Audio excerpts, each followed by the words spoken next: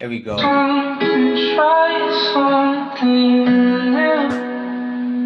Even if it I hear doesn't you. mean Can that you hear that? I get Yes. to This reminds me of you. like aesthetic I TikTok just music. wanna try something, try something. Aesthetic what? Silhouette TikTok, challenge?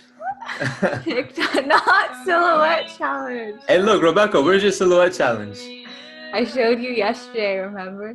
Oh my lord. Alright.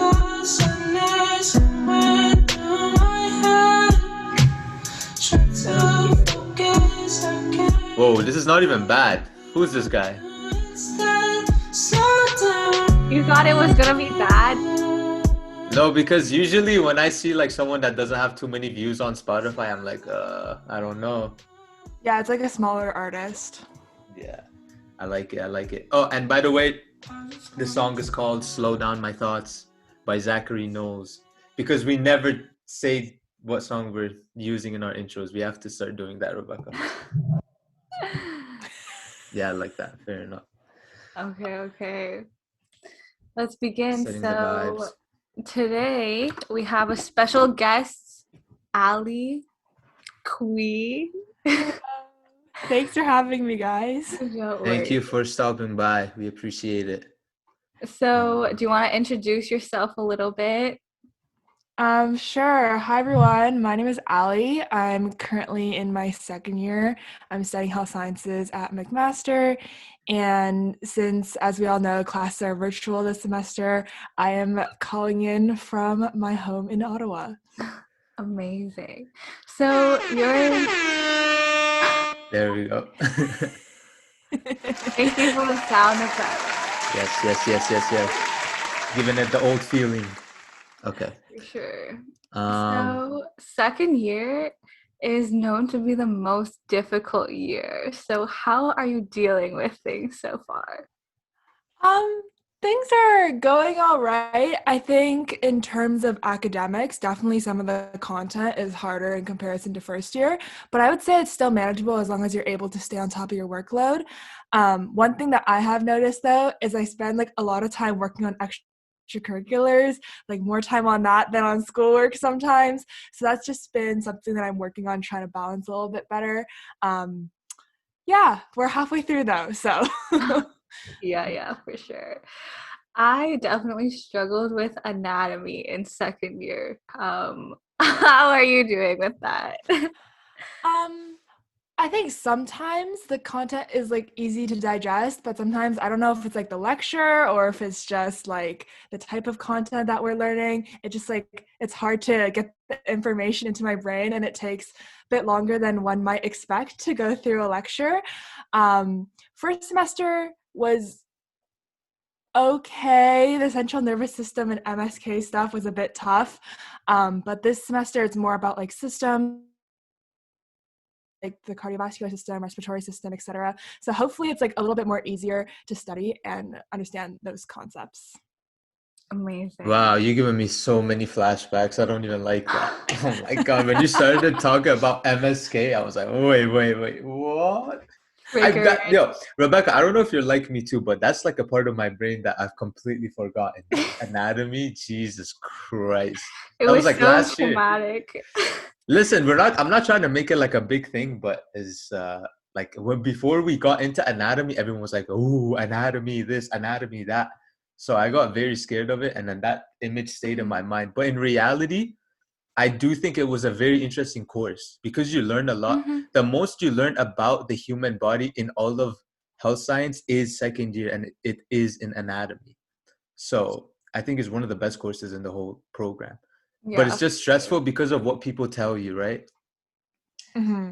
Like Yeah, before you for went to sure. anatomy, what did you hear about it? Did you hear people saying like, "Ooh, wait until you get to second year, health science," like stuff like that, right? Yes. All the time, of course. And people would say, like, talk about how the course is so hard or how it was really hard to do well. And I know when classes were in person, they would do like the actual bell ringers on like models and stuff. This semester, we sort of just get pictures and like have to label the pictures. So I don't know how reflective that is of typical years, but I always hear people talking about how that part is really stressful as well. Yeah, I meant to Yeah, ask you, how are they doing that online? So I guess we had to do that for our exam, second I think semester. last year, Yeah. where it was like a collection of pictures and then it would like the pointer would point at something, the Yeah. pin. Is it the same thing where you have to name it and then you have to answer two questions about it? Yeah, like our final exam was like that, and the midterms are like multiple choice, a few bell ringers, and then some short answer questions. Mhm. Wow. Intense. Do you like online school better or in-person school better?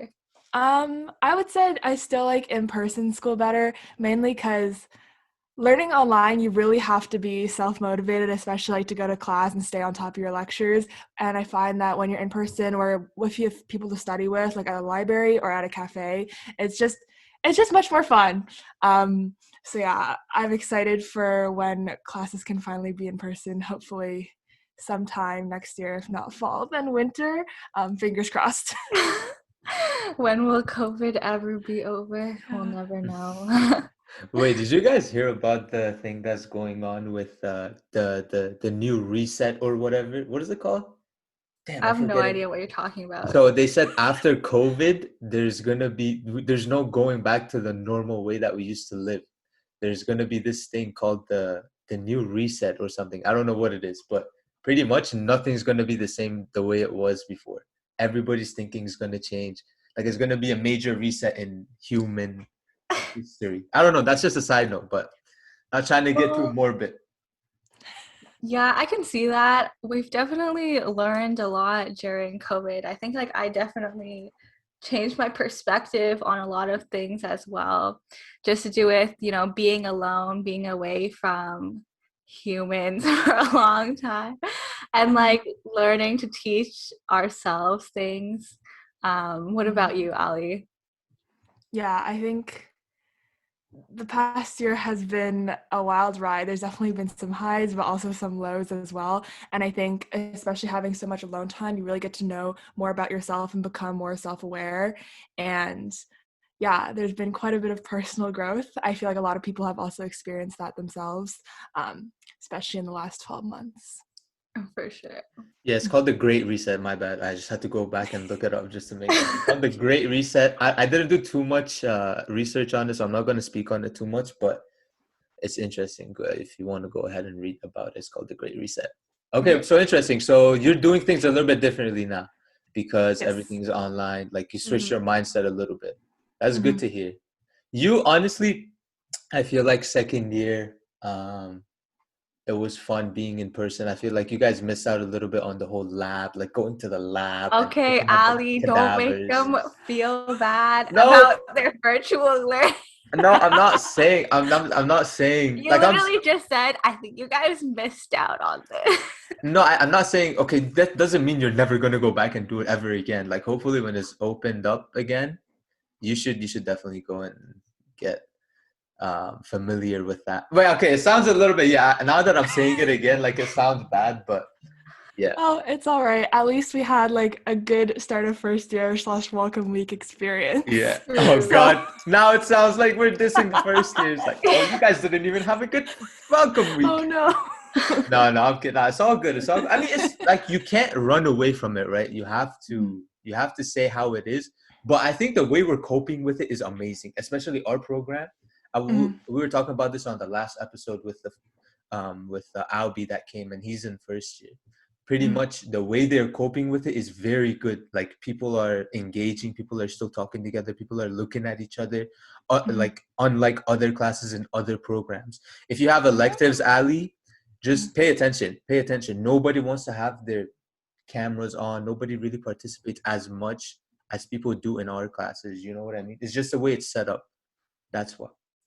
Oh, yeah. You also have cell bio and biochem, right? So Mhm. you're doing all of the group work online, right? Yeah. So how is that going? So we had biochem in first semester, and I actually really liked my group members. The first few meetings were a bit awkward just because like no one really wanted to step up and like initiate conversation. But once we got past that awkward phase, I feel like we worked together really well, and we literally had no conflicts throughout the semester. Like everyone would do their work on time, we'd finish things early, and it was amazing. But this semester, we're still working through our group process. We're trying to figure that out. Yeah, it's only been, well, I guess it's been almost half the semester. But definitely there's been more tensions in terms of like people not pulling their weight or not producing as high quality work as like the other group members would expect. Mhm. So yeah, we're working with that right now. You And know hopefully it what? gets better. You know what's like unique about cell bio and biochem? That you have those like group sessions and like the group process session stuff. So if you like encounter problems like you did, you actually have like time to figure it out, kind of. Mhm. So good luck with that. Thank you. No, I think it's good though. Like, it's good to have conflict and try to work it out, because that's when a lot of learning happens. You don't think so? Wait, didn't you guys have the peer, what you call it, the peer tutors that come in and you talk about group process? Yeah. So we only had one this semester so far, and that was like, okay, I feel like it was like the first one. It was still like sort of surface level stuff. But maybe in the next one we'll dive a little bit deeper into the issues. Yes. I'm being ready to hear the tea. No, there's never tea. It's only learning from each other, you know? Yeah, That's what it is. definitely. Wait, let me think back, Rebecca. Let's think back to our groups. We definitely had issues too. Like, But you know I what I never mean? had. Actually, I loved both my groups. In fact, my solo bio group was so close that we would like play soccer together after our meetings and like get dinner and food all the time. And we still have like a group chat together. Like my solo bio group was lit. My biochem group was like pretty good too. So I actually like really liked my groups. What about you, Allie? Yeah, like I was cool with everyone, but no, I'm saying when it comes to that course itself, like there was always conflict, you know, like some people didn't like how we wanted to do certain things and stuff like that. It was never like, oh, I don't like this person. You don't think like that, you know. This is not like something in elementary school that I would be doing. Like, I just don't like you. I don't want to be in a group with you. I liked everyone, but it was just the ideas were clashing. Everyone wanted to do things different. Yeah. But I It's think it's good. Yeah. Yeah, Ali, wait, isn't that like a, well, you're in second year, so you're mostly have been exposed to the whole group like projects and everything pretty much is being done in groups. You've like done it a lot now to the point where you're getting used to it. Do you like that type of learning where you do everything together or in groups and it's not a lot of individual like assignments? Yeah, I feel like it's sort of like a double-edged sword, right? It depends on like your group members and how like closely aligned their goals are to yours, especially in terms of learning. I think sometimes if you're surrounded by peers who are really like-minded, or even if they have different perspectives, are really curious and want to learn more, I think that is a really good learning environment that can stimulate growth. And even if there are some conflicts, I think this is a good time to also develop some other skills, like, for example, being able to professionally communicate your expectations and sort of talk out those issues rather than just sort of being like petty behind the scenes, if that makes sense. Because at the end of the day, I think it's always better to bring up those issues as soon as they arise and try to communicate and like work it out rather than just sort of not talking about it, but everyone can feel the tension, if that makes sense. For sure. And it's good that we're kind of learning this early in our careers, because later on, we're definitely going to be learning in groups, like no matter what career we're going to go into. So yeah, good to have a head start on this type of stuff. Yeah. So let's talk about some personal questions. So we know you're a big YouTube star, Allie. So how did you become so popular on YouTube? I just want to know. Yeah. Just have to put that in there. You know what I mean? We got Good a use of the YouTuber. sound effects. Yes, sir. Just a little bit delayed, but you know what I mean? That's crazy. Talk about that. How's that?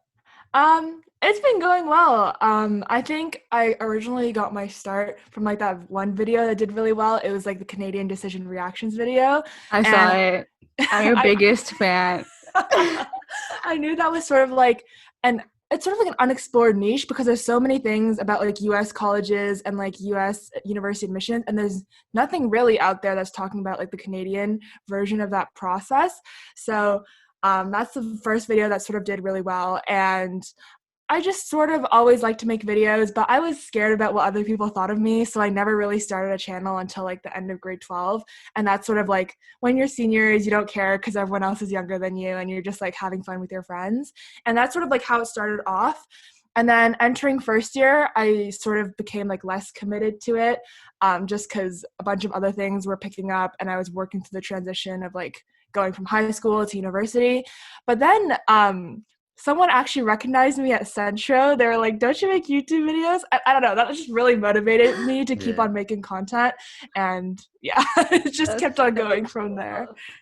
That's so cool. And I remember in high school, you had this like Instagram account too, like Study Allie. Oh my God. That was so long ago, but your aesthetic was so on point, like thank you. Goals. Thank you. I think this is a good place to plug your YouTube video or YouTube channel. What's it called? Is it called just Allie? True. Yeah, you can just find me youtube.com/AllieC. Allie C. Yes, sir. Go ahead and follow that. So okay, so your content is a lot of tips and do you still upload, by the way? Like, do you upload oh yeah, I try to upload every Saturday, and most of my content is like productivity, vlogs, college, like lifestyle, sort of in that type of area. Interesting. So you mentioned that like you were kind of scared of what other people thought, right? So have you ever had to like deal with actual hate from people or like from friends who made fun of you or anything? Surprisingly, no, not really. Obviously sometimes people leave mean comments, in which case you just like ignore them, especially on the videos that do like get more views and are seen by more strangers. And you just have to remember that they're really just judging you based on like the 5 minutes of your life that you put online. And I remember getting my first dislike on one of my videos. I was like, no, like people hate me. But at the end of the day, it's like one person. It doesn't affect your life at all. And you just have to remember you're helping so much more people than like making them unhappy, if that makes sense. Yeah. So yeah, just something that you got to work through like that. As for the friends, I've been really lucky. All my friends have been really supportive, and yeah, they want to be in my videos too, so I'm not complaining. That's awesome. Yeah. Hey, look, I just real quick. Oh, sorry, I cut you off, Rebecca. Go ahead, Allie. I would like really quickly. I just searched up your YouTube, and damn, this looks like you're doing the thumbnails and everything. We need to take some notes from Allie. Jesus. I'm just saying. Yeah. We need to take some notes from her. I'm gonna go study her thumbnails, especially. They've been looking extra crispy. I like it. So I definitely relate to that hate thing because like I've been like doing TikTok and a little bit of YouTube and stuff, and on TikTok is a little different because like people don't like click on your video. It gets like just shown on the For You page. So it gets like shown to a lot of people that aren't in my niche. So then I get a lot of comments that are just like straight up like shut up or like nobody cares or like super rude things like that. And like I can't believe people would take time out of their day to just comment stuff like that, right? Yeah.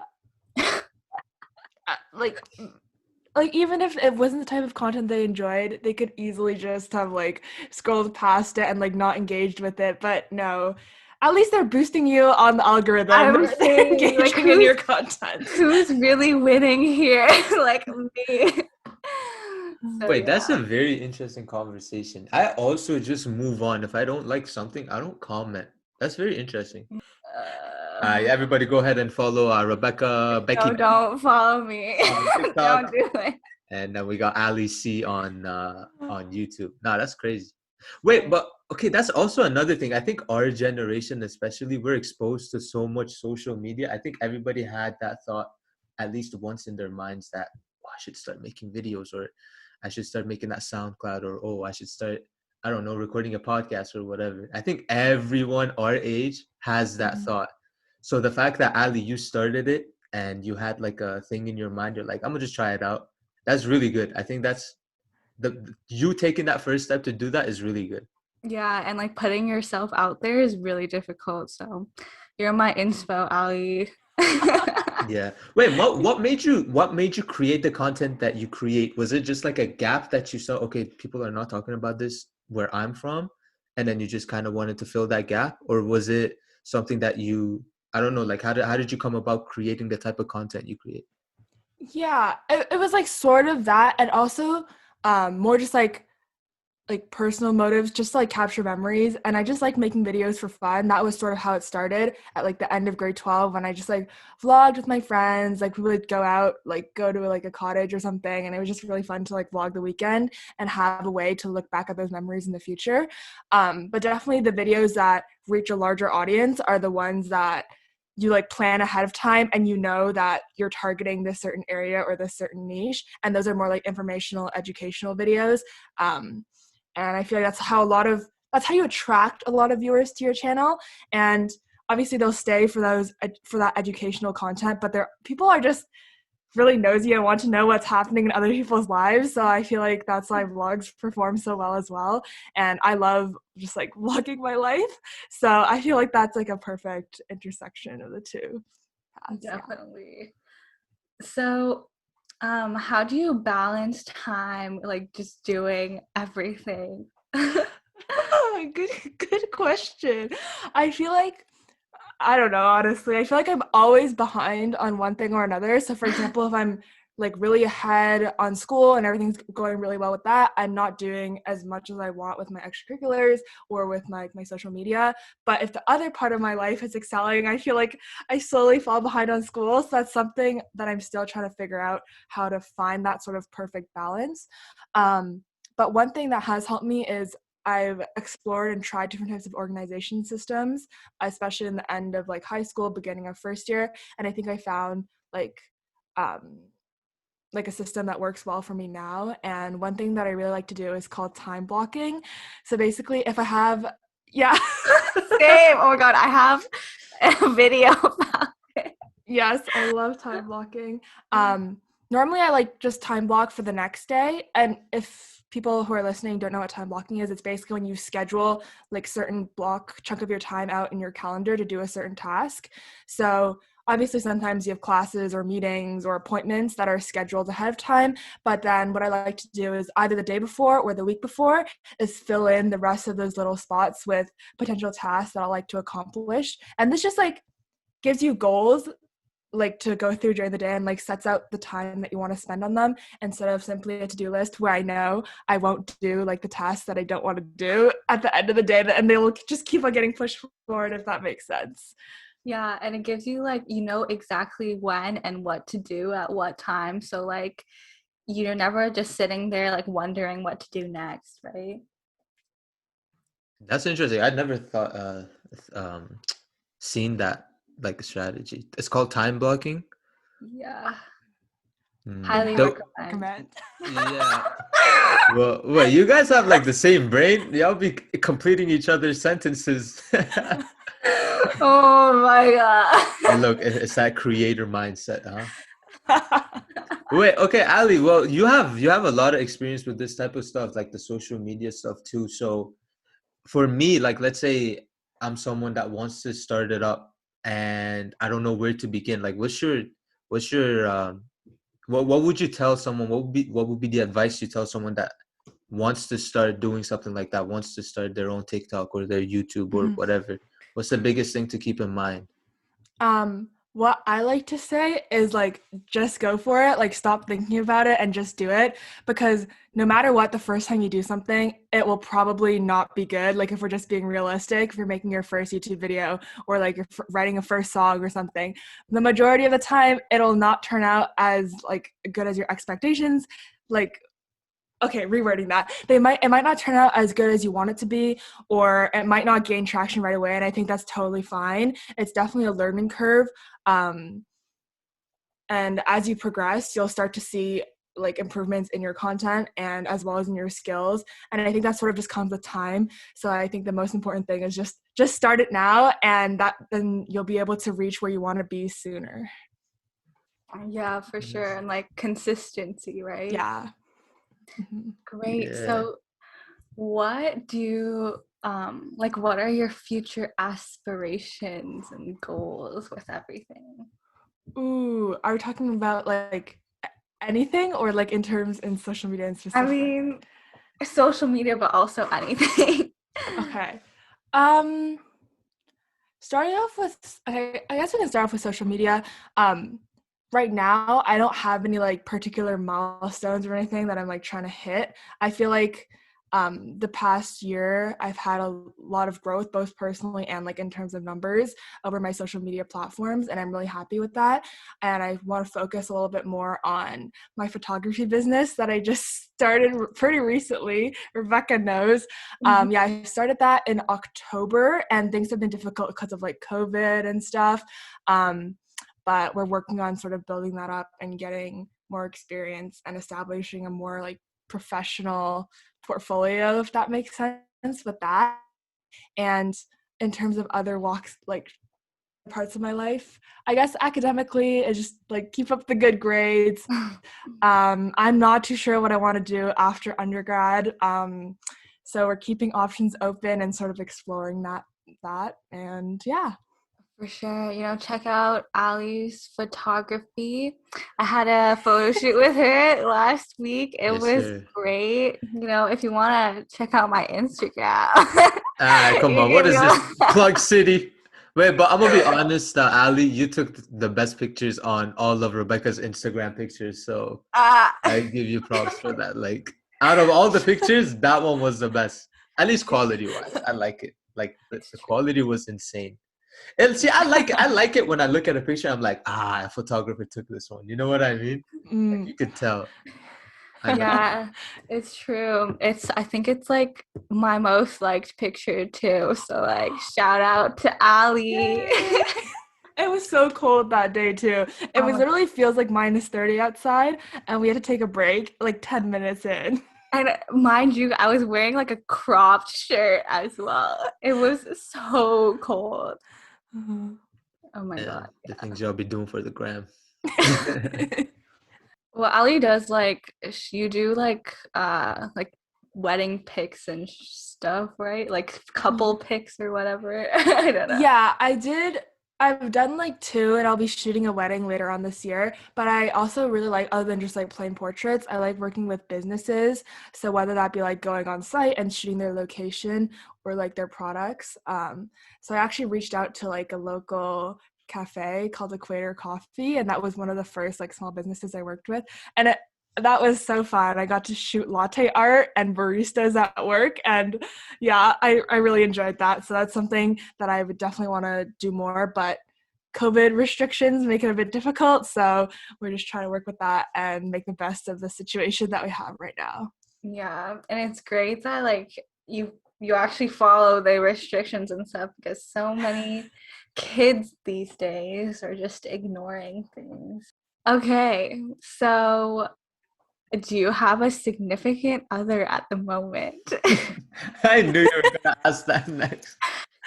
I do actually. Oh my God, wait, who? Do you know Ben? I feel like you Bree's do. sister? I mean Bree's brother. Yeah. Wait, you're dating Ben Liu? Yeah, I did not know this. We started dating in November of first year. So it's been like over a year. Yeah. And yeah, like we do long distance. But like we sort of started off like that, so I feel like it's not been as bad, but he's home for reading week now, so Yay, that's awesome. Where does he go? he goes to Waterloo. Oh, Yeah. okay. So how's that long LDR life? Would not recommend. It's definitely tough, but it teaches you a lot about like not only yourself, but about like communication and how important that is, and like being able to like voice your needs. You can't expect the other person to know what you're thinking or like what you need, and just like being able to vocalize that, I feel like is something that like you have to get comfortable with them and like have the courage to do that, or maybe that's just me. But yeah, I feel like it's been good both for like personal growth and like growth in terms of our relationship. Yeah, that's great. Allie and I know nothing about relationships. Tell her. Hey, look, we don't have to say that on the podcast. What's wrong with you?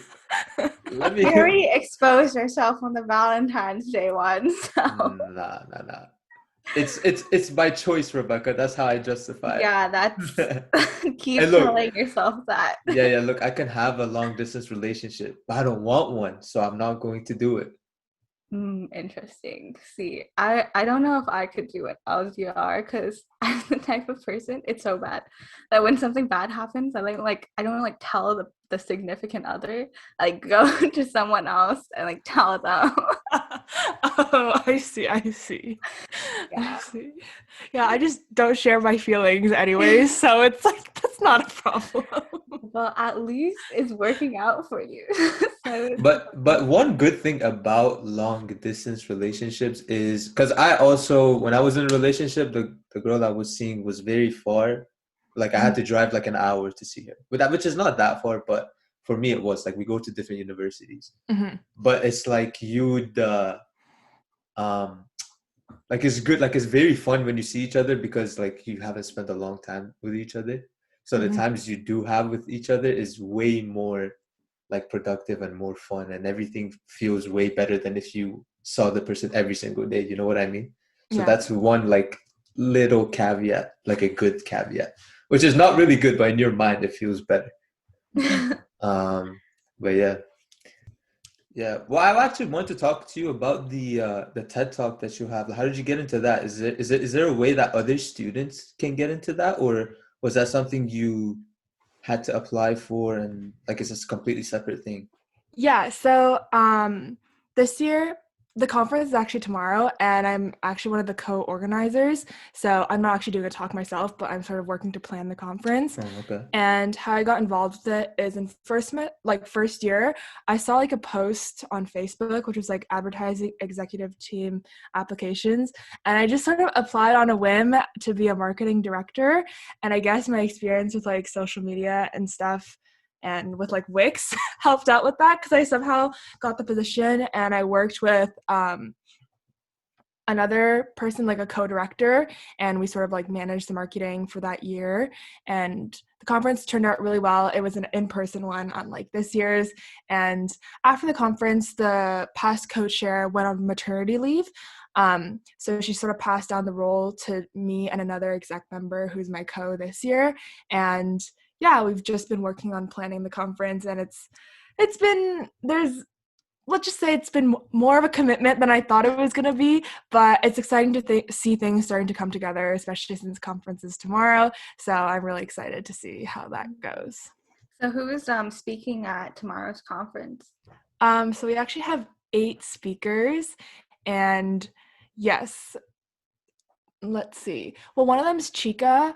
She's like a valedictorian. She's a doctor who graduated from U of T, and she also like advocates for like equality for BIPOC people in the field of medicine. And then we have Dr. Jeff Sutherland. He's another doctor, but he's used to be a family physician and is now battling against ALS. So he's talking about his experience with that, except for his is really unique because he's actually lost the ability to speak. So his entire talk is through like the software that he's able to use, which is like eye to text to voice. And I think that's really interesting because if it was any other year where it wasn't a virtual conference, he wouldn't have been able to actually perform his talk. And it's great that we're able to give him a platform to share his story with the rest of the community. And then there's like 6 more other people, but that's just like a little sneak peek into it. Wow. So Yeah, shout out to you guys. Yeah, and I was gonna say by the time this comes out, the conference is already over. So for the people that do want to go back and watch it, is there a way they can do that? Yeah, so we won't be recording the whole conference, but we did actually pre-record the talks. So those will be up on like the TEDx official YouTube channel, hopefully a few weeks after the conference. Wait, Ali, do you play music or instruments and stuff like that? Yeah, I played piano up until like the end of high school, but I haven't really done anything after that. Okay, I see. I see. Yeah. I was gonna see if you can you can make like an intro song for this just off the top or something. But Not talented enough for that. nah, I'm messing with you. But yeah, let's move on to some new news stuff. Um, Wait, there was this funny thing that I saw. The first thing I put down on the docket was on the first year council Instagram page. Somebody put, like the Valentine's Day thing that's like you put postcards and then people Like would, to and from. yeah, that. But then like they would put stuff. So let me read some of them because I found them so funny. So for example, it would write, "Are you atropine because you make my pupils dilate?" Like that's so funny to me. And then it's like, "Can we be CPG Island?" No, wait, what is that? I don't know what that is. And it's like, Are you a p-value of less than 0.05 because you're statistically significant to me? yeah, yeah, that was the funniest thing. So shout out to whoever did that. That was really funny to me. We need to come up with some third year ones I and some second know. year ones. Dude, first year is killing it. Why is the rest of the year so lame? Hey, look, y'all are so creative. I feel like, I mean, we're creative too, like third years, but I feel like first years and second years, they're like going out of their way with the social media presence. I like it. For sure. Yeah, so again, not much news today.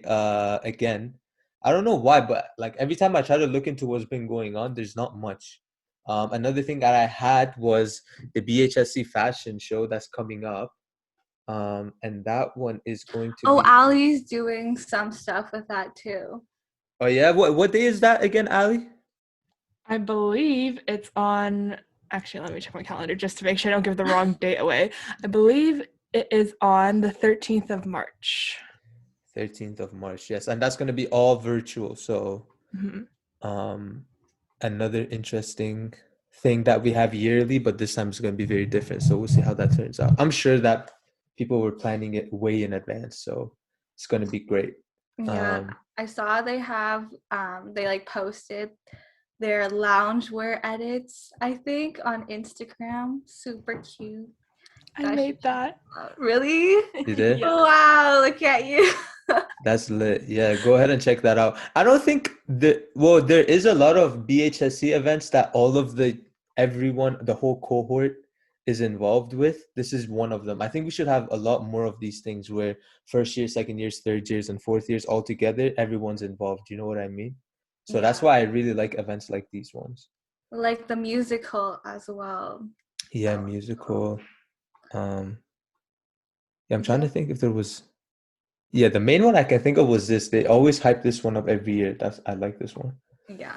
Um, Anyways, so I think that brings us to the end of our podcast. Do you have any closing remarks, Allie? You, Allie Queer. Yeah, I was like, which one of us are you referring to? Thank you everyone for listening if you stayed all the way up until this point. Yes, sir. And thanks again, Ali, for joining us. Round of applause. Shout out to all of the second years. Shout out to everyone going through anatomy and biochem and cell bio. You guys are gonna get through it. You got this. And yeah, with that being said, have a great Monday, everyone. This is coming out on a Monday. Yes, sir. So shout out to everybody. Have a great Monday. Have a great start of the week after reading week because, man, that's tough. A lot of people have midterms today. So if you're listening to this before you do your midterm, good luck. If you have midterms coming up this week, good luck. If you have presentations, good luck. You're going to kill it. And with that being said, we'll catch you guys on the next one. Bye. Take care, everyone. Bye-bye.